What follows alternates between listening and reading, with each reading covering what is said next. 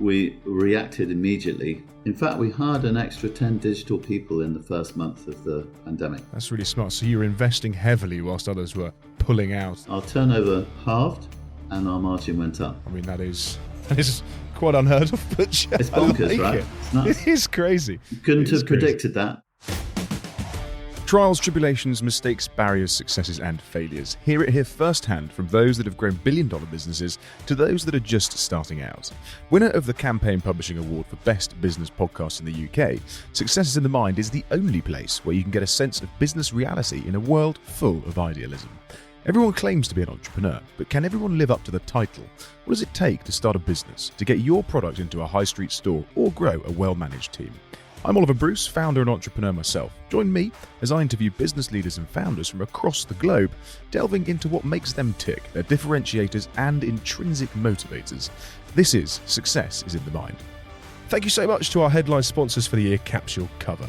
Capsule Cover, a specialist insurance partner to growth businesses, supports some of the UK's most innovative and ambitious companies. Sponsoring each and every one of our podcasts, we're on a journey with Capsule, and so should you be. If you're a scale-up or an ambitious, high-growth business, check out how Capsule Cover can help you with bespoke insurance solutions. Inquire via capsulecover.com and quote Success22. Corry Taylor is founder, CEO and MD of outdoor clothing reseller Bradshaw Taylor, an umbrella company with 8 brands underneath it, all focused at the outdoors.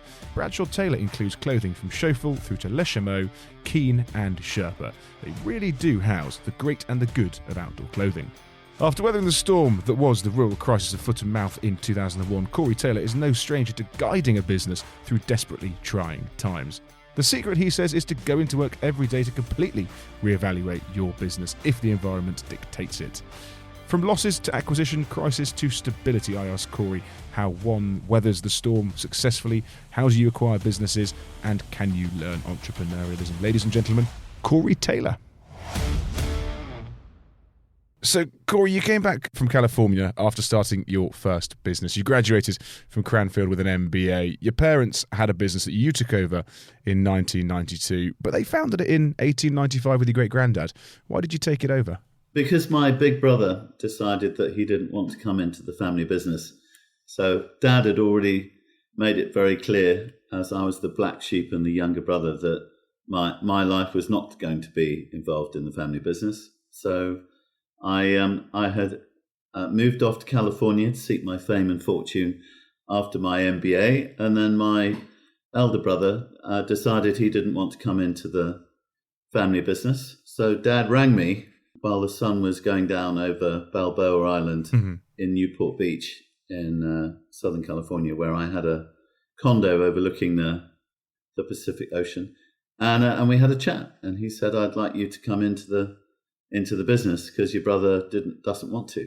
And I went, "Well, the reason he doesn't is the reason I don't. So thanks very much, but I'm staying here in California." What were you doing in California with your business then? What was the plan out there? I'd got into a retail business over in Newport Beach, which is a lovely part of Southern California. And I was also doing some property development. And you came back, obviously, to take it over. Your family essentially was selling animal feed, and that was the first thing that you said you didn't want to do when you jumped into the business. You changed it quite swiftly. Why didn't you want to sell animal feed? I don't know anything about animal feed, Oliver. The only thing about animals is I was a bit of a party animal, I suppose. Aren't we all? That's the closest I got to it. So when you jumped in there and you sacked off the animal feed, what was the first thing that you changed? Because being gifted or being given a business is, you obviously got an element of legacy that you need to adhere to, but actually you can make it, I suppose, your own because you're now in charge of it. So my dad was very cautious, and quite rightly so, because I was a bit of a wild child. And his board of directors sort of went white at the thought that the company was going to change direction as radically as I had plans for it. And in fact, in the board, his chairman, long-standing FD, just said, "No, this is a really bad idea. We'll just stay doing the animal feeds thing." And I went, "Well, I'll get back on a plane to California then. I only came over here to help out. And if you don't want me, that's fine." So Dad and I had a chat. And I said, "It's really simple. You either support me and I'm going to change this business into a modern business in the way I see it, or you carry on, I'll go back to California. And just talk to me through your childhood then, because when you were little, your dad was obviously running it. He was clearly selling the animal feed, and that was the line of business that your great granddad had started. Quite entrepreneurial. But when you were small, did you want to get into business? Actually, as a young lad, I used to deliver some of the animal feeds on the back of the trucks. I used to go out with the lorry drivers, meet the farmers, and that was great fun. Yeah. But animal feeds and manufacturing, it is a game where you need scale. A small country manufacturer wasn't going to cut it. And I knew that was a dying business and that we had to start again. And you changed it hugely in '92 because you met a gentleman called Kim Smith Bingham, I believe, and he was a chappie who owned Shoffel ski, and obviously you seemed to hit it off at that point, and that was really the starting point for you changing direction and going into essentially clothing distribution. Yeah, that's exactly what it was. He very kindly bought me lunch, and over lunch I agreed to buy the distribution of him for Schoffel skiwear, which we agreed. And then that's when I started getting serious about the new business. Always been a keen skier, so that was quite a fun product to distribute because it meant going skiing too. What a great thing to have to do. And when you seek the opportunity you seek the most of, I suppose, or sought, I should say, was very much when you experienced the problem that was essentially what is now known as the Shoffel Country shooting jacket. When you were shooting at Rockingham Castle, you couldn't move because you had this wax jacket on. You were getting soaking wet, and you thought, actually, there's a market here for something that's maybe a little bit more waterproof and actually has more movement in. How did you then develop that out? You went to Germany with Kim, and you came up with this idea. I'd been skiing in Austria in my new Shoffel Gore-Tex coat at minus 31 degrees centigrade and was toasty warm. And then the week later, I'm at Rockingham Castle, standing in a field at -3, freezing myself to death. And a light bulb moment. Why don't I use the technology these guys have created in the ski industry and bring it over into the country market where it was all about wax jackets. No one had ever heard about Gore-Tex before. No, and now it's very much the thing that's worn on shoots. In terms of the cost that it sort of the cost you incurred, I suppose, Corry, to start this product, to build this product, to manufacture this product, there must have been quite a lot of upfront seed capital needed for that. Well, the Schoffel brand, founded in 1804 in Bavaria, are master tailors using new technologies in the outdoor market. So I asked them if I came up with a design for a country coat, whether they would make it for me. And they agreed to. So actually, we were super lucky we'd got the power of their business and technology know-how, and we're able to transfer that into this new coat. And that's quite lucky because a lot of people don't necessarily just land on their feet like that. They don't have large, well-known brands going, yep, not a problem at all. You can come in and you can help us take it to a new market. Was it just the fact that you knew Kim that got you through the door? Could you open that door without Kim? He was helpful for that initial introduction, but after he'd moved on, it was all about whether the CEO and owner of Shoffel, a chap called Hubert Schoffel, believed in my concept that we could create a country brand using his technology. And he believed me, rightly or wrongly. And I would say, with the benefit of hindsight, rightly. Yeah, well, indeed, I think it's going rather well. And in 1993, which incidentally was the year that I was born, you actually managed to get it into James Purdy and Sons. You had it at Farlow's, you had it at Roxton's. You got it into some pretty major shooting hangouts. How did you open the doors in that? Was it, again, circles that you were moving in, or was it you just hitting the phones? Well, I went down to Purdy's because I was told that the Honourable Mrs. Beaumont, who was head of clothing there, and very good. Wife of Richard Beaumont, who was the owner of Purdy's at the time, was the right person to start with. So I went down, and her PA very politely told me that the Honourable Mrs. B doesn't accept hawkers. So I said, well, when would she accept me? And she went, never, unless you have an introduction. Anyway, so I went home, scratched my brains, and rang the PA back and said, Does the Honourable Mrs. B like flowers? And she went, well, actually, yes, she does. And I said, and what flowers might those be? And she went, roses. So I sent her 4 dozen roses with a message saying, please help me design the best new shooting coat in the world. And I rang back 2 days later and I had a 15-minute appointment. Okay. So I got through the door and Mrs. B was amazing.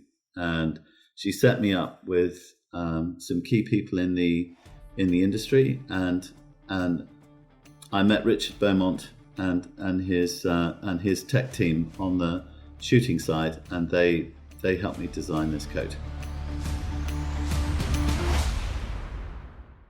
In terms of looking back again, 2013, just before you guys purchased Chameu, you were chairman of the Outdoor Institute Association. Now, you obviously had some serious clout in that world at that point.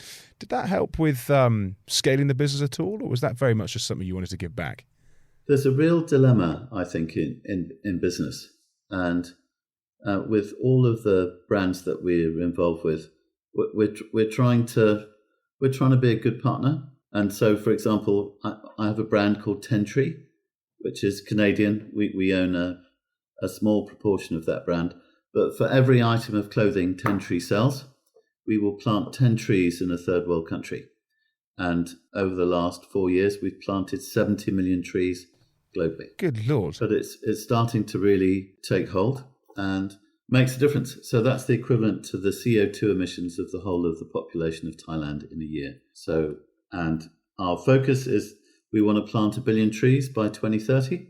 So we make a little bit less profit, but we put something back into the planet because everyone's a polluter. My business is included in that. And if we're able to offset this by being able to do something useful, then I think it's our responsibility, Oliver, to do that. 100%. We have another brand called Sherpa Adventure Gear based out of Nepal. So for every item of clothing that's purchased, we will buy a day of school for a child in Nepal. And again, we want to be buying 10 million days of school by 2030. And Nepal is the third poorest nation in Southeast Asia. And the only way we're going to help over there is by educating the kids and giving them decent jobs. And we are part of that process in Nepal. We're making a big difference. We employ 1,500 people over there making our products, which is great. But more importantly, if we're able, so our first child has just become a trainee doctor who we've been supporting over there, which is super exciting. So we can really see, business and doing something useful can go hand in hand. It's not mutually exclusive, and we need to do it. It's a good thing to do. The people in our business like to do it. We're still a for-profit company, but we're able to do that with a balance. And I think everyone's really into it. I'm really into that too. So, Corry, it seems that you guys are quite philanthropic and give quite a lot back to businesses and individuals. Do you think it's important for people when starting a business to become B Corp certified to ensure they're sustainable and giving back where they can? It's more challenging to be a B Corp, but it's absolutely the right way to go. We're looking at actually moving to being a B Corp ourselves at the moment. Georgina Kirby has got that as a project inside our business. So the answer is yes, should do, absolutely. And it sounds like you're kind of up for quite a few challenges, but actually you look for the fun side of business. Now, going back to the foot and mouth, obviously we've just come out of the back end of a pandemic. Two major crises again. There was the financial crisis in 2008. You guys kind of weathered the storm pretty well in 2001, but that wasn't through lack of sleepless nights, I suppose. How did you weather that storm? Well, we've got a portfolio of brands. So when the foot and mouth shut the UK countryside, we focused on our outdoor markets in Europe. So we've got quite a balance. So we've got a European business, UK business. In fact, we've just opened our US business. And in fact, we opened a new subsidiary in Holland last December so we can get around the Brexit issue. So we can move products from our manufacturing base in Casablanca directly into Europe, duty-free, and from Casablanca into the UK, duty-free. But we can't ship from the UK to Europe anymore.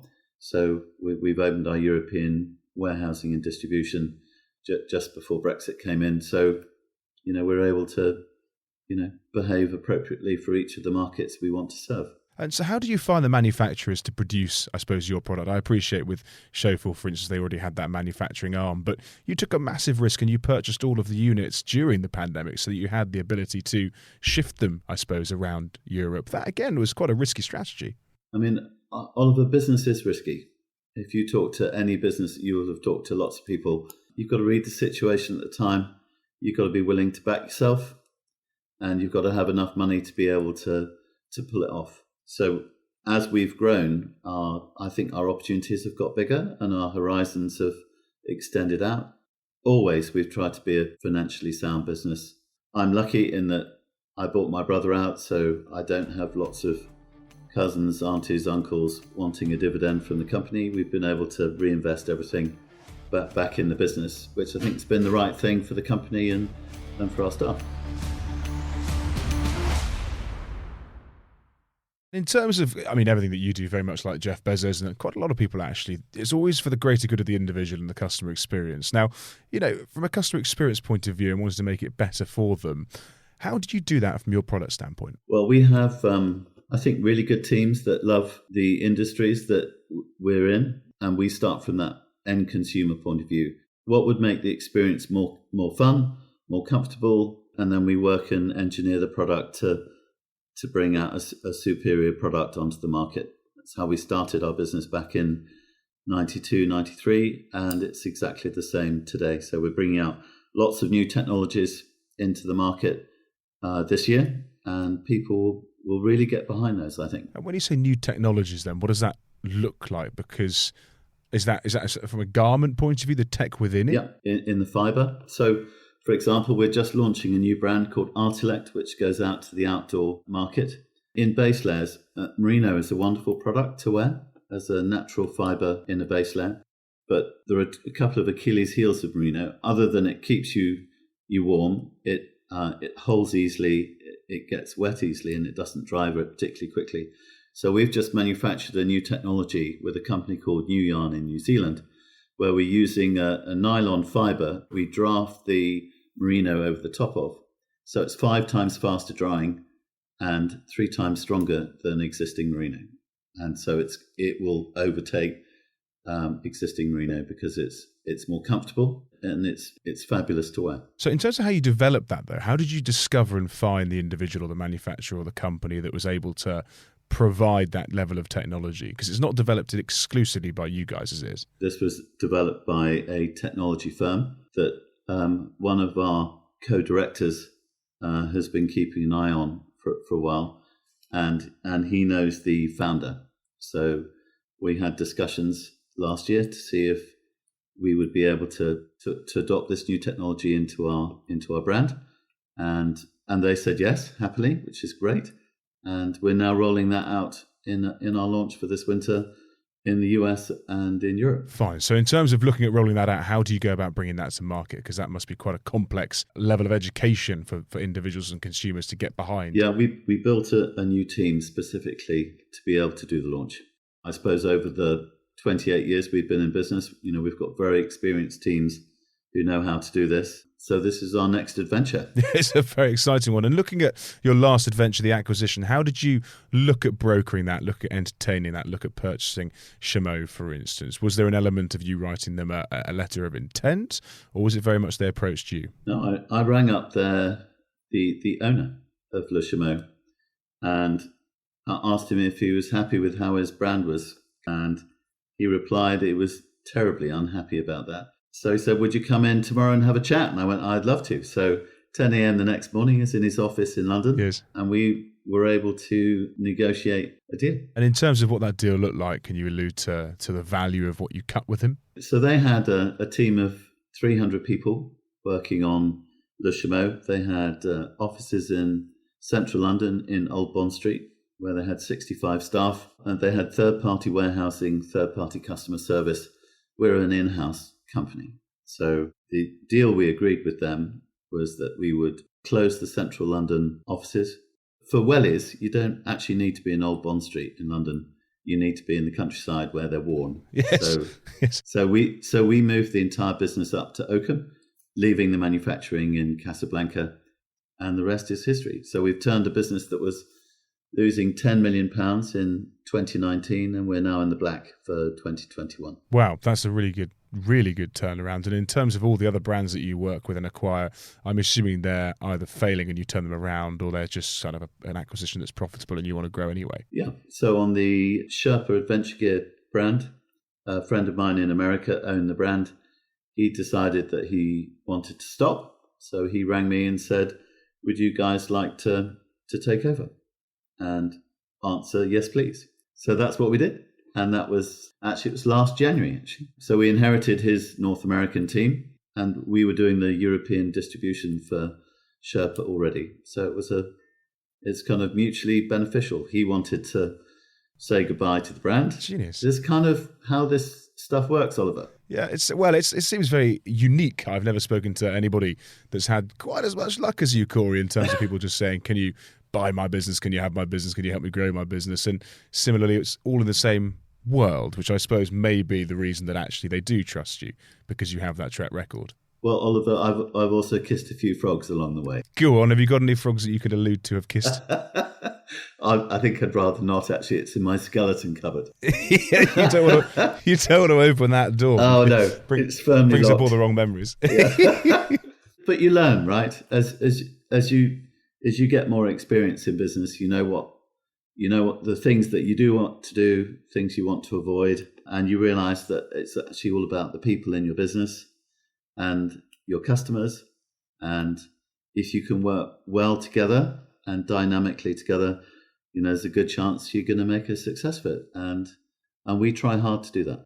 There's something quite iconic about the Schoffel gilet, which actually I've seen on TikTok recently. It's called the Chelsea stab vest. I've heard it alluded to, which I kind of like, and I haven't worn mine today. But how did you design and come up with that? I mean, it's such a unique and iconic part of Schoffel. Well, so when we started off all those years ago with Purdy's, the Honourable Mrs. B, after we made our first Gore-Tex shooting coat, liked it so much. She said, could you design something that goes underneath that keeps everyone on their estate warm when they're inside in their large pile?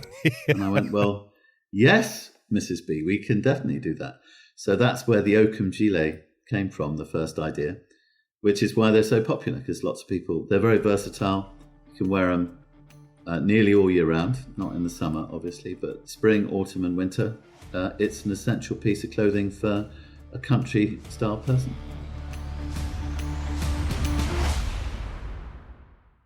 In terms of where you manufacture, do you manufacture in the UK or do you do that overseas? Again, you speak a lot about Casablanca. Why so much in Casablanca? Casablanca is where our wellies are made. Right. So we have a dedicated factory, our own factory, just making our wellies. We don't make them anywhere else in the world. We just make them in our own factory because they're all handmade. They've been making them there for the last 70 years, actually. Really? So there's a lot of legacy in that as well. Yeah. There's a lot of legacy in everything that you do, Corry. And I mean, if the money was right, would you jump ship, or is it genuinely something you just want to build up? No, I love it. And give. You love it? I love it. I love the countryside. I love walking in the countryside. I love skiing. I love all the stuff that we do, actually. So I've got the best job, Oliver. Why would I want to sell it and stop the party? Well, there you go. Going back to animals, your party animal. Well, no, I used to be a little bit, but I'm a lot older and wiser now. Surely, well, your parties are just slightly different now. I'm sure they are. In terms of what you've learned then over the last 28 years, frankly, even maybe slightly longer. What do you want to know then that you know now? Wow.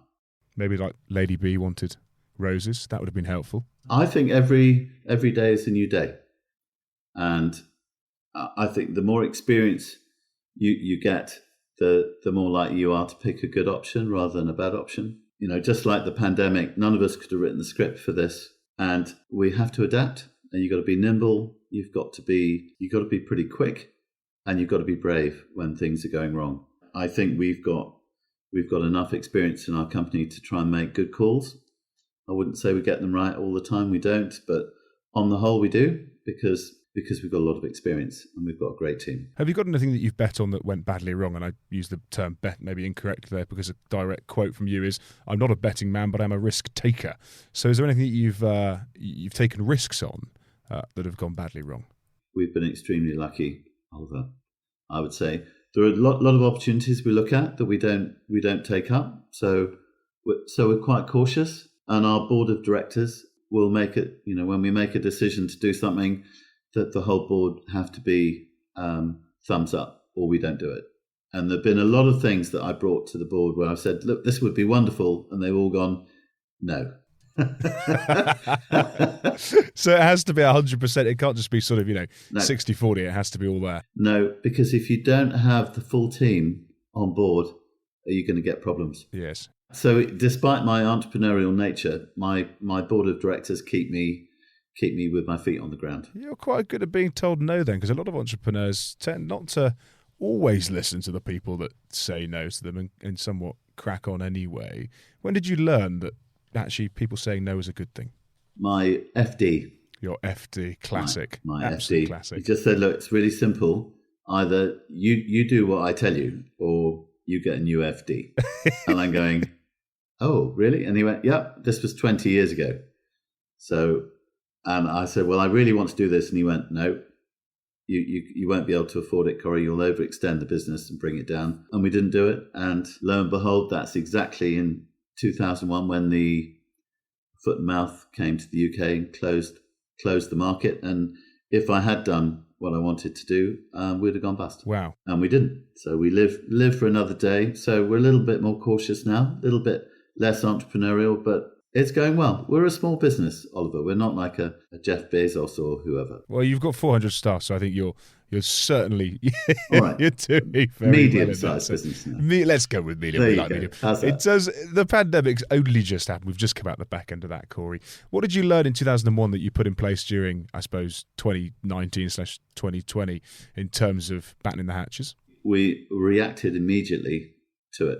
In fact, we hired an extra 10 digital people in the first month of the pandemic because as every store closed, we realized that unless we had a route to market on the internet, we wouldn't have a business. That's really smart. So you were investing heavily whilst others were pulling out of a lot of marketing, actually. Yeah, we doubled down and went for it. And you must have absolutely sort of, I suppose, kind of made the right decision there because everybody decided to go outside. Everyone decided to go walking, look after themselves, health, fitness, be that, walking around mountains or frankly, just doing outdoor sports. Now, did you see a huge uplift in revenue? No. What happened is that we replaced our shop business because they were all closed with end consumers wanting to buy online. And did that make greater margins because you weren't necessarily having to sell it wholesale and you could sell it at retail? Yeah, our turnover halved and our margin went up. I mean, that is quite unheard of, but it's bonkers, like right? It. It's nuts. It is crazy. You couldn't have predicted that, but we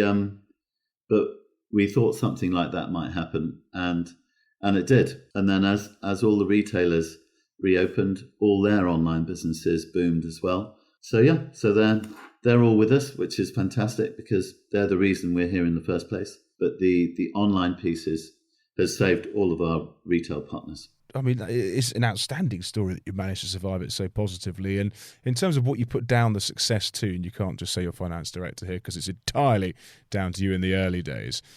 What do you put down to your success? I think we're very predictable as a business.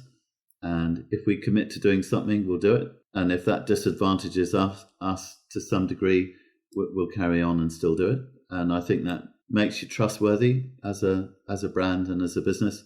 And people want predictability because it's such an unpredictable world. And if they know they can rely on us and we'll do what it takes to get it right and to do the right thing and to keep innovating. We didn't get rid of any of our team when the music stopped, and we've reinvested. And luckily, that looks like the smart move, but who knows, right? There's still a long way to go in this story. I'm sure you guys will be absolutely fine over the next couple of months and couple of years, but the nights are drawing in. It's getting a little bit cold, getting a little bit wet. Where can we go to buy any of the products that Bradshaw Taylor have on the market? Into our retailers around the UK and in Europe, and also online if you don't want to step out of your door. Online is the future. Corry, absolute pleasure speaking to you, and thank you so much. Thanks, Oliver. Thanks for listening. Coming up next week. If you go to a VC or investor Typically, it's predominantly male. I really enjoy it when I see VCs that have been created to back female entrepreneurs specifically, and I think we need more of that because, I mean, the stats speak for themselves. Only 1% of investment goes to female-founded businesses, and that needs to change. Thank you so much to our headline sponsors for the year, Capsule Cover. Capsule Cover, a specialist insurance partner to growth businesses, supports some of the UK's most innovative and ambitious companies. Sponsoring each and every one of our podcasts, we're on a journey with Capsule, and so should you be. If you're a scale-up or an ambitious, high-growth business, check out how Capsule Cover can help you with bespoke insurance solutions. Inquire via capsulecover.com and quote Success22. See you next week, 8 a.m. on all podcast platforms. Simply subscribe or ask your smart speaker to play Success is in the Mind podcast. This is a Pinpoint Media podcast presented by me, Oliver Bruce, produced by Dan Miller and Fergus Bruce, edited and designed by Harry Fox and Victoria Bramwell, filmed by Madeline Harris, marketed by Ellie Hanwell and Rachel Buchanan Hughes, and managed by Bethan Wyatt and Annabelle Lawton-Smith. Quite a team. Thanks, guys. If you know anyone you think we should interview, if you want to tell your story or have your say, please reach out to me directly via podcast@pinpoint-media.co.uk. Remember, there's never a good time to start a business, but in business, you should always have a good time. Cheers, guys.